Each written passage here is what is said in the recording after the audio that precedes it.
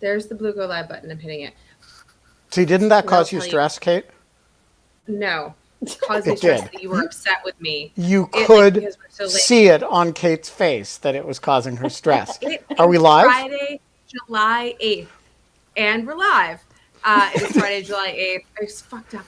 Jesus Christ.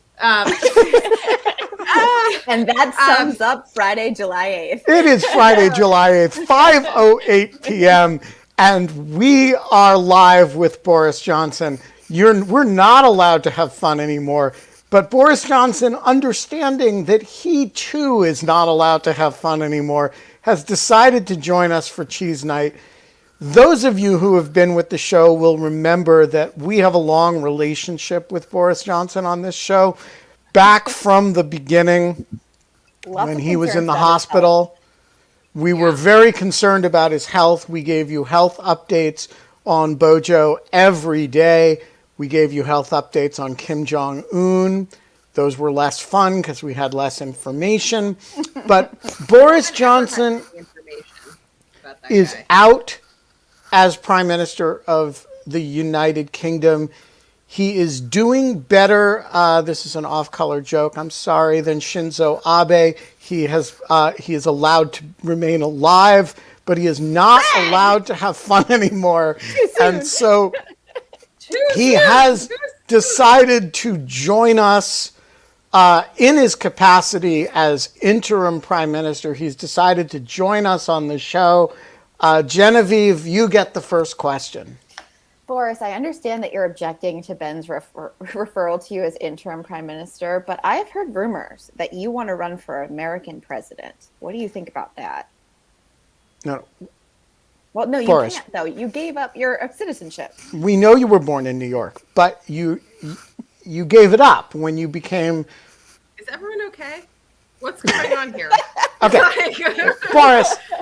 Boris, do you regret all the lies now? Voices? Now that you can tell how much they've cost the country and yourself. No, I don't care what you did in Kiev. I'm asking you about your propensity to lie. Do you regret it at all? Well, no, okay, Kate, your turn.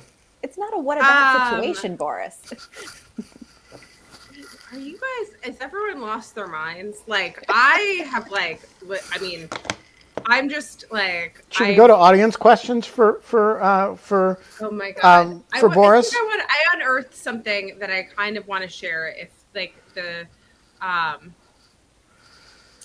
let me see here. I want to share this. Let's see if I can get it to work. Wait, don't ignore our guest, though. I'm not ignoring the guest. Wait, I am ignoring the guest. There is no guest. You are being a complete lunatic. There is why am I always being trolled by people? Like, what is it about me? We planned this while you were there, Kate. You just couldn't hear us. I know, but I exactly. I mean, I was trying to get my, anyways. Okay, while you're preparing this, Boris has something he wants to say. Shh, shh, shh, shh. Oh, okay. Now that's interesting. I'm not sure I think that's going to help in the long run, but oh my God, I'm so confused. Your point is well taken, sir. You're appearing as a fuzzy rectangle to me right now. So this is even worse for me because I can't see your faces. At least now I can hear you. I'm just like, everything is terrible. And we're not allowed to have fun anymore. Not allowed to have prime ministers anymore. We're not allowed to, everything's awful. Abortions anymore. But we are allowed to have guns. And Joe Biden's doing that executive order and did a very interesting speech that pretty much was like, go get me the votes. I'm 3D printing a rocket launcher. Okay, so I have a question. Have you guys ever heard I'm just moving on from this. GDF space is worth the entire price of GDF space. So I'm just going to seize control and I have a question. Have you ever heard the superstition about a bird in your house? No. What is it? like if a bird flies into your house that is like a shoebill? Or no, not a shoebill bird, Ben. Not a corvid. Like if a bird. Because I think that'd be really bad luck. Yeah. If you woke up and a shoebill were standing over you. No one's heard of this, but it's supposed to be either good luck or bad luck. There's like this whole superstition, and one flew into my house. Like an immature downy woodpecker flew into my house in Cape Cod when I was there last week, and I got it out of the house. And my mom was like, "Oh, this is bad luck. This is bad luck." And I was like, "Okay." And then today I had as evidenced by the moving boxes that are consistently behind me, I was finally hanging a mirror on the wall, and I hung it on the wall, and then crash! It just 10 minutes later just fell off the wall and shattered into a million pieces. Aww. So what I want to know is does the mirror cancel out the bird? Well, I think that the bird is just because you're real life Snow White and he was just seeking your help. So I don't think that was bad luck. And I think the mirror is just bad drywall. So you have no bad luck because the bad luck is on the person who installed the drywall. Wow. I like that response. I also think that so the way you did it cancels out the bad luck. But if the bird flies into the mirror, as birds are sometimes wont to do, and breaks the mirror, then it magnifies the bad luck. Okay. That seems reasonable. And if it's a shoebill, you're fucked. Yeah. If we have a shoebill flying into houses, I'm fleeing. Okay. That was my only question. Then I'm putting up a poll. I'm trying to figure out if people... And you should bring in some people with questions for Boris, because, his time is very valuable. No, it's not. He has all the time in the world now. Yeah, exactly. No, he's still interim prime minister, and it's important to respect his time. He's very busy partying and promoting sexual harassers, and he's got a lot on his plate. And as is typical of me, I have no idea what's going on with Boris Johnson. Oh, he's out of office now. I mean, I saw that, but what the hell just happened? Where did that come from? They were saying something about the Pinterest scandal, and then I read about that, and I was like, how is this worse than anything else that has been going on lately? I don't understand. And then all of a sudden, yeah, they have a standard of behavior, and here we are, the Wild West, and we grab them by what's available. Yeah, yeah, that is correct. I mean, there's polls up, people. Very important scientific polls. But anyways, can you ask, I will bring in guests, but quickly, Genevieve, can you also explain to me the cat on Downing Street? Oh, Larry the cat. Ben just helped me explain this to me. We were waving at you. He has a title. Larry. It's something... the mouse. Mouser. Yeah, he's like the Downing Street Mouser. He has some quasi-official title. Chief Mouser to a cabinet office of the United Kingdom at 10 Downing Street since 2011. Yeah, I don't. He's been there a while, and he's much to Boris Johnson. No, he belongs to the House. And he seems to be very much beloved by the British people. And it seems to be like the Queen seems to be beloved irrespective of party or anything. And he sometimes walks out front, and then people like to pretend there's a press stand for him to give speeches. I think more animals should have titles. I think that's right. Yeah. I think Nina should have a title. We could give Nina a title. She deserves one. Yeah. There is. Anyways, so hold on. So now we've discussed good and bad luck. There are polls up. What else? I really wish that I could talk to animals, because I would want to ask Larry who his favorite prime minister has been and who his least favorite prime minister has been. And How many have there been in since 2011? May. Cameron. I don't know when. What's his name? Went out of office. Blair.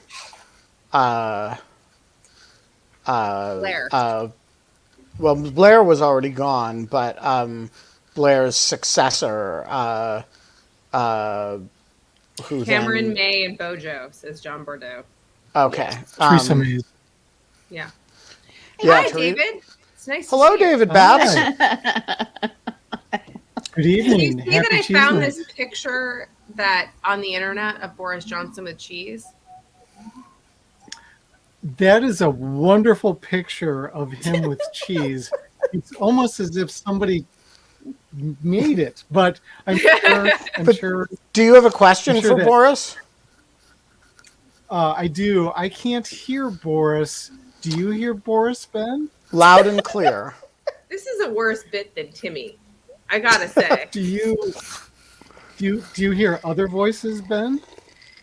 Every day at 5 o'clock. Yeah, not that often, but I always hear yours. I actually thought that your question was really good, and I'm kind of interested in Ben's answer to it, David. So go ahead. So yeah, serious question. With Boris's demotion, we will call it, because he's still at 10 Downing Street for reasons that are beyond me. But with his demotion, how is that likely to affect or impact ongoing aid to the good people in Ukraine as they are trying to survive against the terrible Russian invasion? Yeah, so I think, so first of all, I mean, jokes about Boris Johnson, which are easy aside, his support for Ukraine was passionate and unstinting and deeply noticed among the Ukrainians. There's a lot of wistfulness about his. I think it's kind of the one place in the world where people are genuinely feel upset by his loss of power, and so I think the likelihood that the next prime minister, who will be a Tory as well, is likely to have the same substantive policy views is very high. The likelihood that he or she will be as flamboyant about it, which is part of what makes Boris so beloved in Ukraine, is near zero, because whoever that person is very unlikely to be as flamboyant in general as Boris Johnson. And, there are areas where that style of, which is very American in character, style of performance art as politics is important. And one of those, is valuable. There are a lot of areas where it's negative. But one where it's positive is where you're trying to say something really loud, like, we care about this and we want to support Ukraine. And I think, you can say a lot of nasty things about Bojo, and I won't disagree with any of them. He was very effective in that regard, and he put a lot of pressure on, other countries in Europe. And he, I think, actually helped put pressure on the Biden administration. And so I do think British policy is likely to be quite constant, but British rhetoric may not be all that constant. And if I were Volodymyr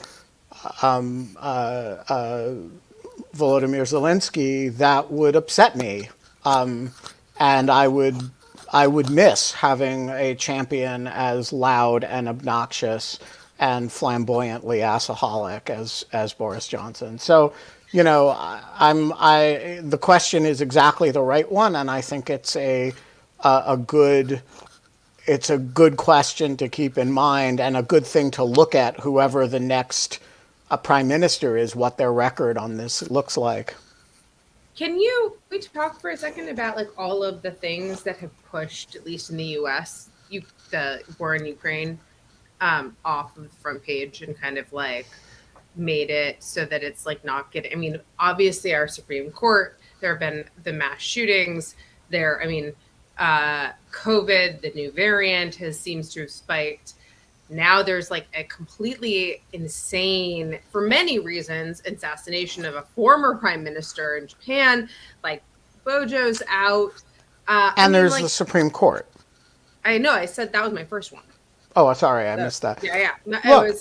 But so like I'm just like, what has to happen to get people to kind of like see the atrocities that are going on and what's happening there and really start caring again and agitating for more aid to Ukraine, like more sanctions towards Russia? What do you think? So I guess the first thing I would say about that is that news that is close to home will always outshine news that is farther away, even if the news that's farther away is objectively a bigger deal. And so if you're somebody who cares about the news that's farther away, you have to work harder to keep it in people's consciousness.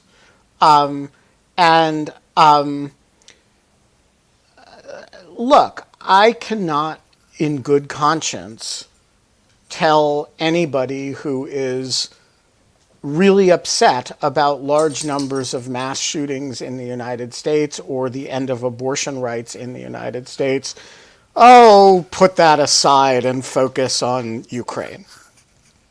These are things that affect people's own lives, and they're going to, and they will and should care about them and focus on them. What you can say is, in the course of doing that, don't forget that the biggest genocide since, bigger than Bosnia and probably the biggest since Rwanda or Cambodia is happening right now. Well, never mind the Uyghurs, but that's not. Yeah, although the Uyghurs are, a smaller population, but still. And they're not being killed. They're put in concentration camps. They're being forcibly sterilized. It is awful, awful, awful. There are not mass deportations and killings, and this is of a different quality from anything else that's going on in the world right now. And I do think it's all you can do. Now, the good news here is that with the exception of the Trumpist right and the far left of the political spectrum, our political culture is pretty united on this subject. And so it might not depend, we haven't sent troops. So you're not talking about war fatigue of the type that happens in situations in which American combat troops are involved. It's really a question of money.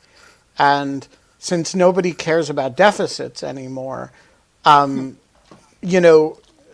occasional $40 billion expenditure is not the hardest thing in the world for Congress to do. And so it might mean that you don't need to sustain public attention in the same way. On the other hand, for those of us who don't want to take that risk, I don't really know what to do other than shine lights on the Russian embassy. I mean, you have to do things to keep people thinking about it. One of the things that I'm surprised hasn't gotten more attention is the Russian burning of grain and the specific deprivation of grain that was supposed to be intended to be shipped to Africa in order to cause starvation, so that there's mass migrations, which could turn the tide of European opinion. And I'm surprised. Russians starve Africans to provoke refugee crisis to make Europeans stop protecting Ukrainians. Why can't we just call it a war crime? I mean, look, the Turks the other day stopped a giant Russian cargo ship of stolen Ukrainian grain. They're burning some of it. They're stealing a lot of it.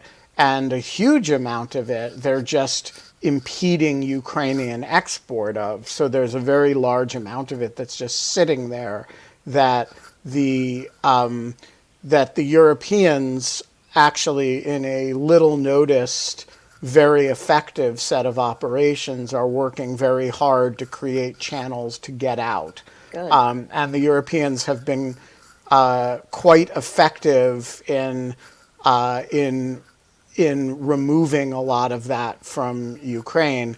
And, that said, these are low margin, agriculture is a just in time delivery kind of thing. And, if you impede the supply chain, you greatly reduce the amount of money that flows to Ukraine, and you greatly reduce the amount of grain that flows to countries that actually need it in order to feed their people. And that's true both in Africa, but also in certain parts of South Asia. Daniel Burge has a question for Boris. For Boris, go for it, Daniel.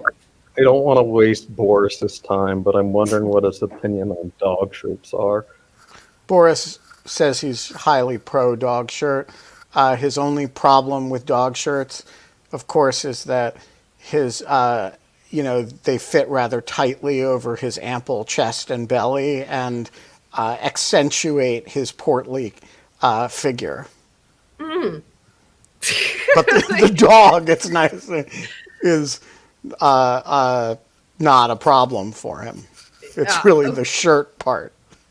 Okay, I'm trying to get Ev to come on, but she's I think turning me down. Let me reprompt. Ev, that's not polite. It's not polite to turn Kate down. Come on, Ev, and I'm reprompting you. Come on and I also, Dr. Doom, dislike the term ample. But anyways, Ev is not coming on. So I'm actually going to bring in Mateo, who is the only, nope, he's not here. So never mind. I'll just announce it myself that we are planning. Are we planning? We've planned a. Ev says she's not turning anyone down. Oh, and now Gergie is making noise. I thought that was Luke. Hi, buddy. Ooh. How is food? Do we like food? We love mozzarella cheese and Cheerios and these teether crackers and bread. Lots of bread. Oh, yeah. You're so big. Hello, buddy. Luke. He got big. Yes. He's got huge. Hello, buddy. He's being very good. I hear Gergie being not good. Gergie. But Gergie's always good. I love Gergie. Okay. Ev, I'm keep reprompting you. Hold on.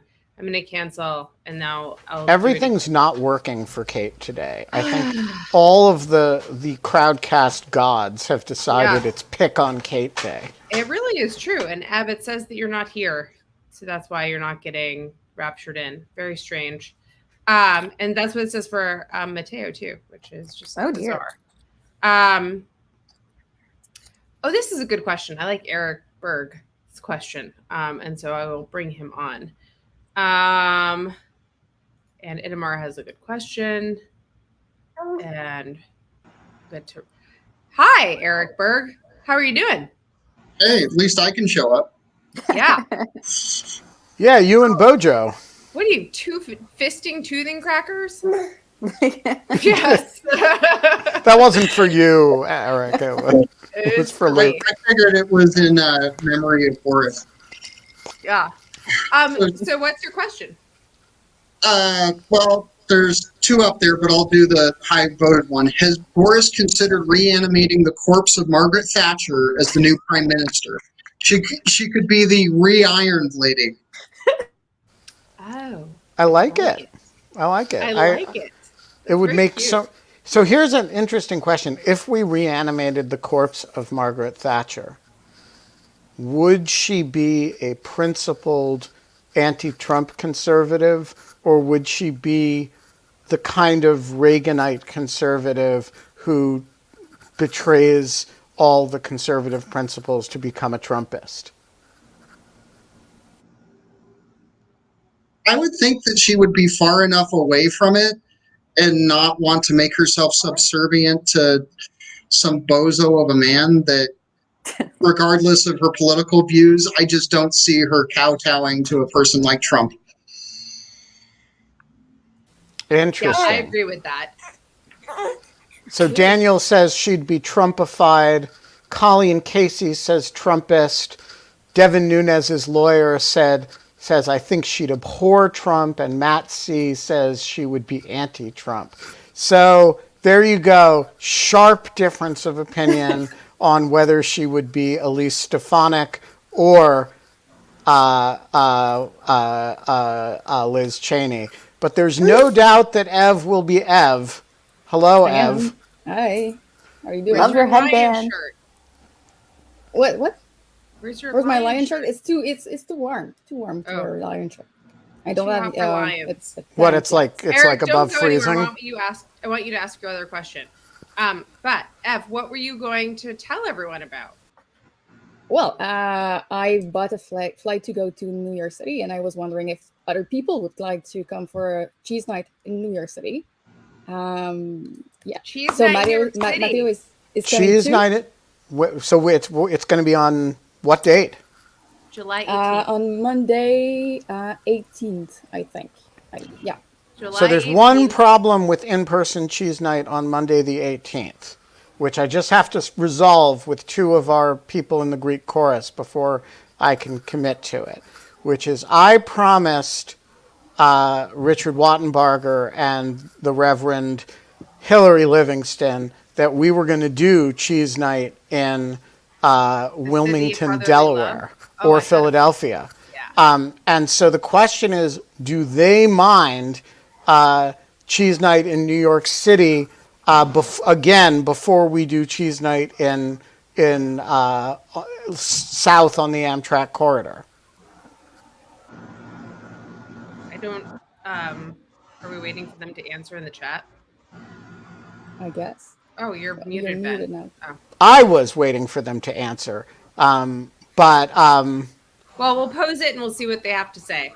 But I think that we should definitely do cheese night. on Richard the says 18th. both of them say they are amenable to cheese night in New York City. So cheese night in New York City on the 18th it is, and we Ev will is coming in do. from French Canada. And we will do, yes, this will be bilingual cheese night. That means you all have to respect Ev's linguistic rights, language rights. The proper I just saw way. that Justin Trudeau tweets everything twice, once in French and once in English. That's exhausting. Yeah. The proper Well, way he has to people for that. when you Yeah. greet Ev, it's important to greet her bonjour, hi, like in a federal building in Quebec. Yeah, so we'll do that. Where are we going to do it? Maybe go back to the place that we did last time. That was good, right? That works for me. Okay. I don't remember the name of it, but I'll look it up. We'll figure it out. And we'll announce on Twitter once I figure this out this weekend. I've great If I to can see do you. something to help, feel free. Yeah. Okay, wait. There's someone is making lots of noise. I don't know. Is it Eric? Maybe. Eric. I fixed it. Oh, okay. Ask your question though, Eric. So, where do you think the line is on protest against public officials? We've had actually quite a few of those here as well as all around, and I think it's kind of interesting to find where different people draw the line at. I'm putting this in the poll. What do we think the options are? So, this is just me, but I kind of put it into a couple different segments. One is home, one is out and about in public but not on the job, and the third is on the job. Okay. And to me, at least, the first and the last are pretty obvious.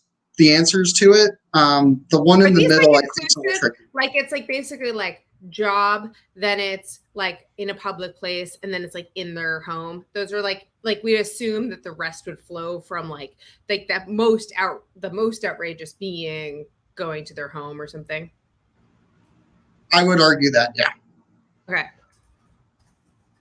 So I wanna perhaps take the unpopular position that going to people's homes as a general matter should be presumptively out of bounds. And I want to say that because even if it's okay to keep them up at night, I don't see what their kids have to do with it. I don't see why their neighbors should be harassed. And it's very hard to have a protest outside of Brett Kavanaugh's house without really disrupting the lives of Brett Kavanaugh's next door neighbors, who, whatever your problems with Brett are, don't, So I say that as somebody who had the same night as a bunch of people were at the justices' houses, I had a late show at the ambassador's house. And some people asked me whether it was the same, and I don't think it is. The Russian ambassador's house is an official diplomatic compound that is a government installation. It is an official residence. And so it's a little bit more like protesting at the White House. What about the neighbors of people that are adjacent to the embassy or the ambassador's residence? So the ambassador's residence basically doesn't have any neighbors. It's got office buildings around it. So it's not an issue, but the Russian embassy does. And one of the reasons we don't use sound outside the embassy is because there are neighbors. And, I don't really want to annoy the whole neighborhood. So we use lights, but we don't use sound. When we did it the other night, the generator actually annoyed people, and when there were noise complaints, we shut it down. So I think sensitivity to the neighbors is important, even when your target is. But I do think the kids' spouse, neighbors of justices, even if you don't think Brett Kavanaugh or Sam Alito are entitled to a right to privacy, I do think those people are entitled to a little bit of solicitude. The flip side of that is I think it's quite offensive the degree to which they have walled off the Supreme Court so that you can't protest there. Because that seems to me like really the right answer.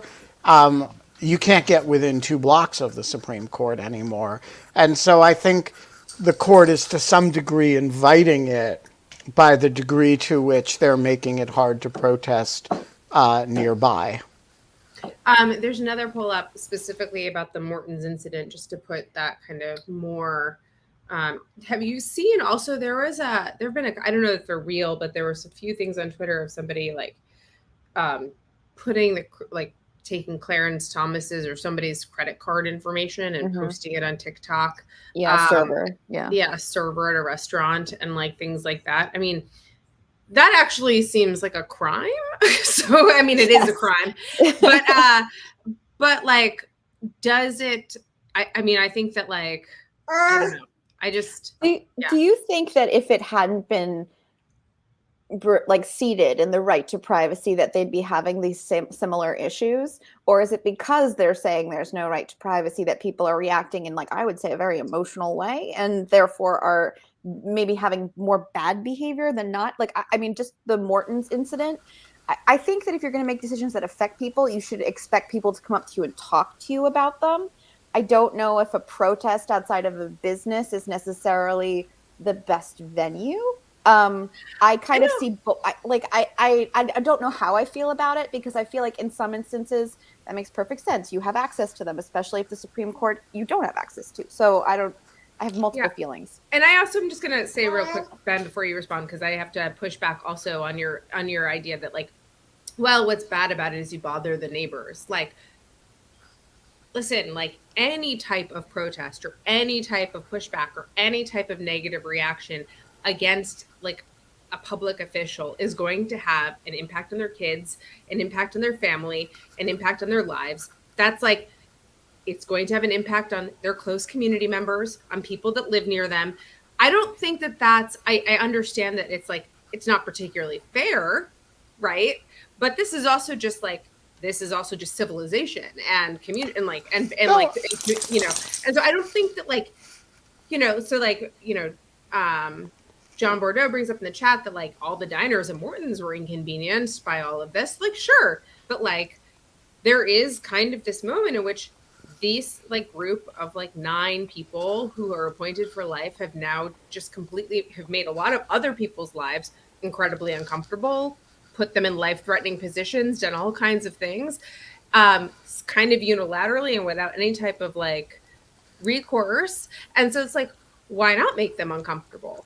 I don't know, but so a couple of things on that.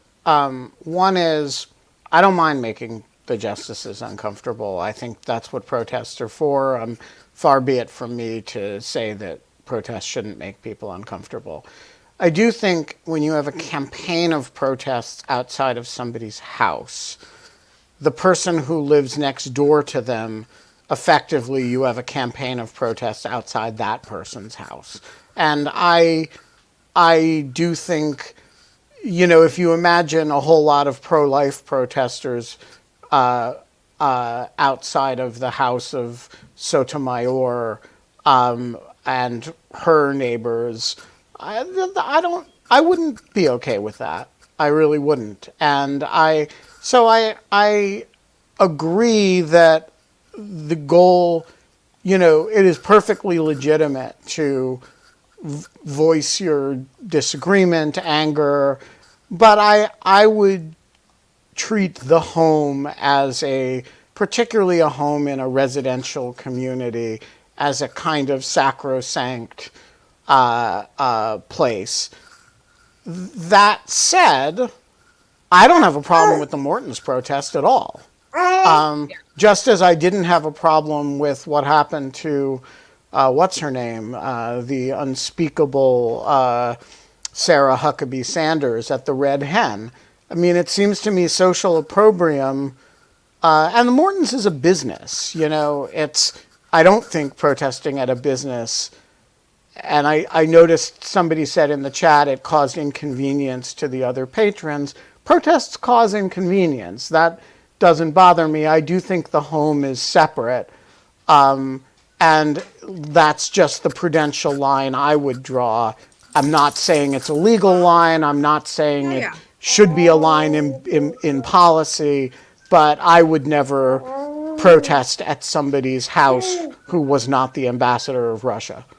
Well, it sounds like a reasonable expectation of privacy, a little bit. Like, sorry. Like, what is the? I'm sorry, but like, what is the ambassador? Like, sorry, I'm like, there's sirens in the background, but like, John Bordeaux's bringing up this is situational, and their recent decisions are hideous means it's okay. Like, acknowledging the Hobbesian dilemma here, acknowledging that this is like that like this escalates, and you have protest and counter protest. That there is like. But isn't like the entire idea of any type of belief in natural law or kind of an ethical or moral code, like at some point, some type of line is conceived, like is so great. For you, Ben, it's Ukraine. And that, like for me, it's that there are going to be like tens of thousands of women that are conscripted into pregnancy and birth that I don't think is okay, right? Like all of these and like possible death, like because of all of these types of things. And so like, yes, I think that they are slightly situational. Listen, that still would have to be, for some reason, even now, I still don't like the idea of protesting at their homes. I'm going to say that, like, I can't say why, but like, I can't, but that bothers me, is that I can't articulate enough. I think you can. I think you can articulate it. It's because you believe in some right to privacy, even for people who don't uphold that right for others. That you still think there's a zone, and I I wouldn't frame it in terms of privacy myself because I'm not I don't love you. I you don't and love talked- I don't love the, privacy as a thin construct. But concept of privacy. Yes. but I think there's a legitimate zone where, look, I've had people come to my house. It's really unpleasant, and and I I would never do that.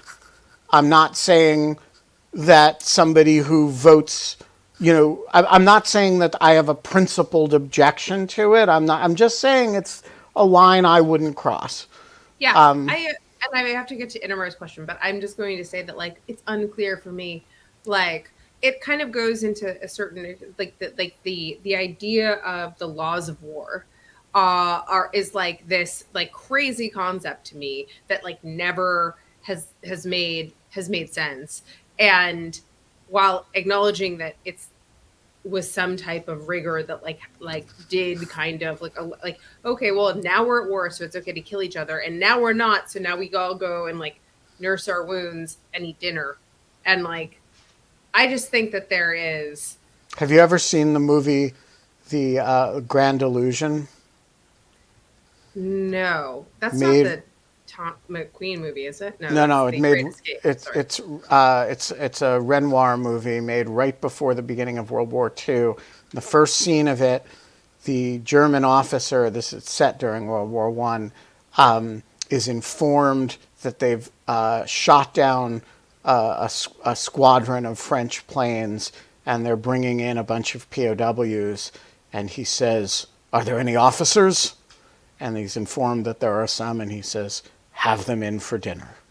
And the next scene is them all sitting around a very elegant dinner table, having a very polite dinner together. Those are the old laws, the old 19. That's wild. Yeah, it's a wonderful movie. Yeah. Okay. Inamar, you get the last question. Hello. Okay, I will skip the joke in bad taste because Ben already made it. Which joke in bad taste that I already made? Don't repeat it. I saw it on the thing. Just ask your very broad question, Inamar. I'm kiboshing any type of. I second the motion on the floor. Thank you. Yes. Saving you guys from yourselves. Go ahead. The one about. Yeah. Hi, Luke. Yeah. So, my question is political engagement overrated? And the reason I think it might be overrated is as a concept because it's kind of presented as a solution to a lot of our problems.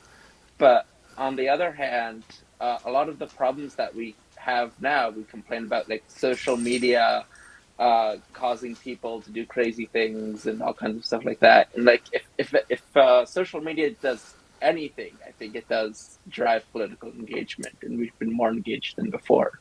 Do you want Ben, do you want to answer Itamar's question with a lecture about the Foucault debate about the use of force versus political as power, or force as power and violence as power? Or do you just want to stand there and hold that broadsword? The Reverend asked about the sword. It is not my sword. It is Tammy's sword. I had it forged for her, and it was sent across the ocean a number of years ago for her birthday, and she used to have it in her office at Brookings. But when she left Brookings, it came home, and it has been sitting behind the chair ever since. No, it is not named Nothung. Okay, why don't we answer Inamar's question since he's on screen, though, Ben? I believe that the answer to Itamar's question is that political engagement is almost certainly overrated, and that we all think that if more people vote, they would vote like we do. And in fact, the marginal voter tends to be exactly the person, you increase voting in 2016 and 2020, and what do you get? You get Donald Trump, and then Donald Trump almost getting reelected again. The marginal voter you activate is generally a low information voter of one type or another. And that's, quite politically incorrect to say, but there's a very large amount of data that supports it. And so I am for things that increase voter engagement as a matter of principle, but I try never to kid myself that the result of it is, going to be an increase in the peace, love, and tofu vote. Yeah, I agree with that. I would say that your question note, and this is not like meant, is like, it just strikes me as is very uncynical and very a little bit naive. Like, I kind of think that the political process is like, I don't know. There's I guess going to law school really made me not believe in a lot of the political kind of process that you talk about. But I remember Michael Seidman, who is this wonderful con law professor, Misha, saying at kind of the end, it was a seminar he was teaching on the 14th Amendment. It was a wonderful seminar, and we finished up in the last day, and he was like, we had just gone through all of the complete kind of legal realism, and just it's just a bunch of people in robes making rules for us. And he goes, yep, but it's the best we've got, and it's better than every other system.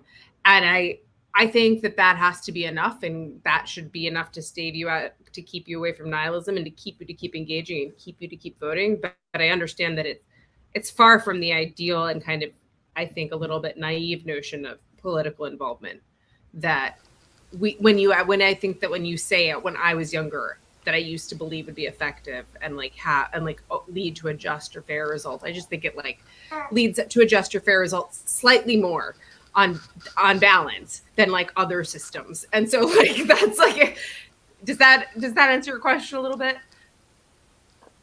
Yeah, I just I don't know. I feel like a lot of times when I'll ask people questions, I get the non-answer that we just need more people to be voting and more feels wishful.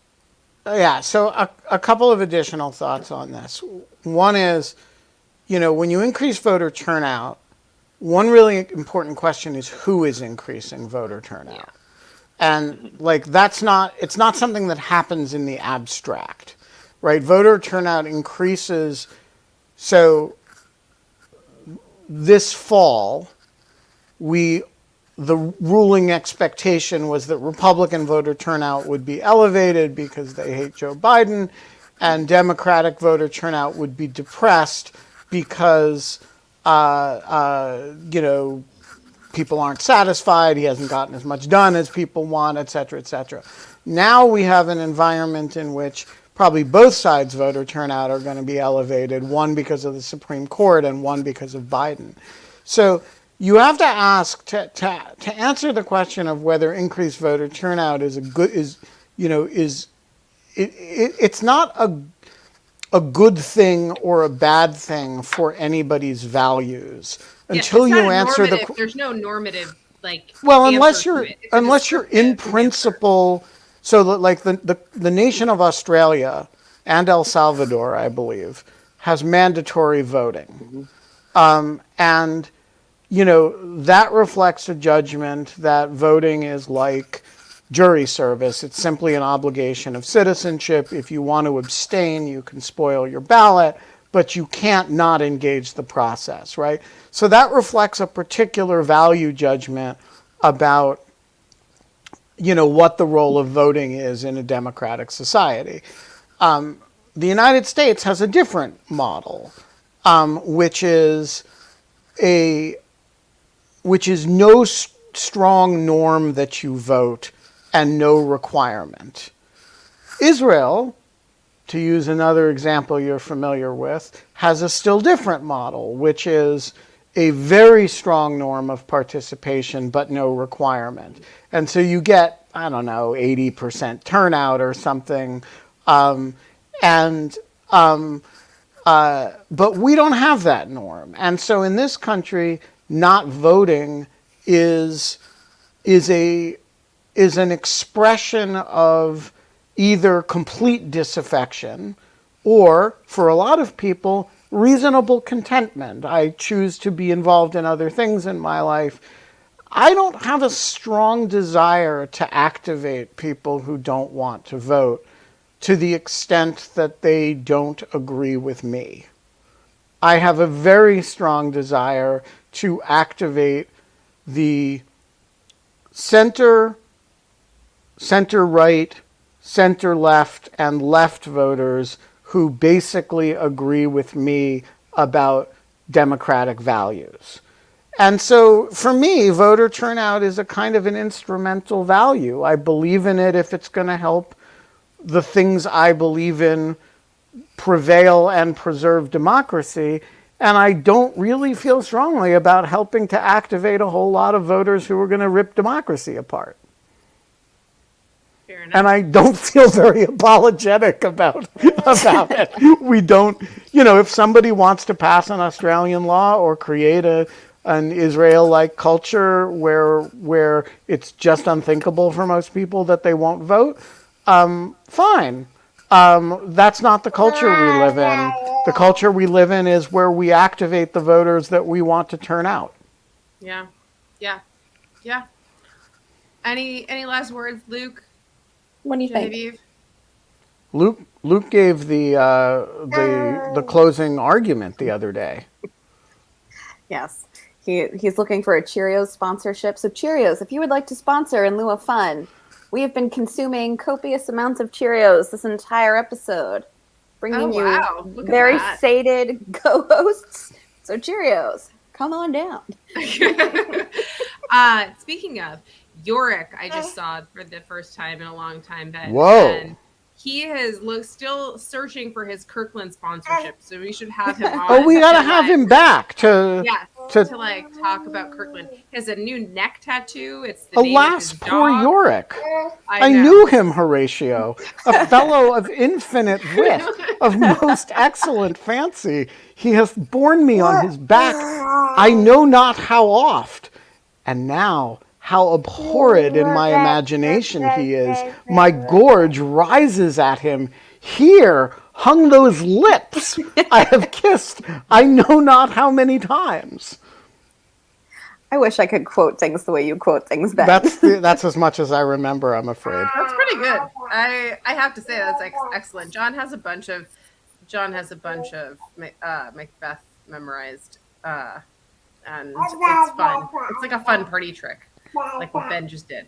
Okay, we will be back on Monday. It is not a holiday, to the best of my knowledge. And will be 1 week until in-person cheese night in New York City. So mark your calendars for July 18th at 5 o'clock in Manhattan. And until then, Ben? We don't have fun anymore. If we're prime ministers of the United Kingdom, we don't have jobs anymore. If we're the former prime minister of Japan, we don't have lives anymore. But we can still have cheese. The cheese stands alone. The cheese does stand alone. Bye, Luke.